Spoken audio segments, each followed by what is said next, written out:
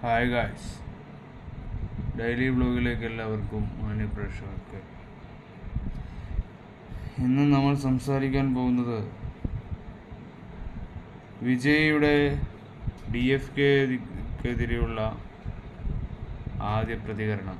തൻ്റെ ആദ്യ സംസ്ഥാന സമ്മേളനത്തിൽ തന്നെ രാഷ്ട്രീയ അംഗത്തട്ടിൽ വരവറിയിച്ച് സൂപ്പർ സ്റ്റാർ വിജയ് വിക്രവാണ്ടിയിൽ കുറ്റൻ വേദിയിൽ 2 ലക്ഷത്തോളം ആരാധകർക്ക് മുന്നിൽ സ്ക്രീനിൽ അവതരിച്ച വിജയുടെ മറ്റൊരു അവതാരമെന്ന പോലെയാണ് താരം കത്തിപ്പടർന്ന് തീപ്പൊരി ഡയലോഗും ഇംഗ്ലീഷ് തമിഴ് കലർത്തിയ പ്രസംഗവും ഒപ്പം തൻ്റെ പ്രശസ്തമായ കുട്ടിക്കഥകളുമായി വിജയ് വേദിയെ കയ്യിലെടുത്തോടെ തമിഴക വെൻട്രി കഴകത്തിൻ്റെ ആദ്യ പൊതുസമ്മേളനം വലിയ വിജയമായി മാറി. പ്രസംഗത്തിൽ ഉടനീളം DFKക്കെതിരെ ആഞ്ഞടിക്കാനും വിജയ് മറന്നില്ല.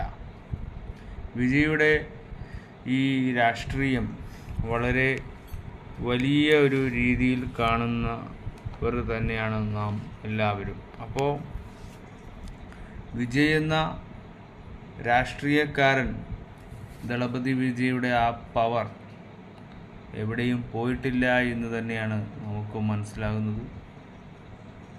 അത് അങ്ങനെ തന്നെ നല്ലൊരു കർഷകർക്ക് വേണ്ടിയാണ് വിജയ് ഇതൊക്കെ ചെയ്യുന്നു എന്നൊക്കെ പറയുന്നു.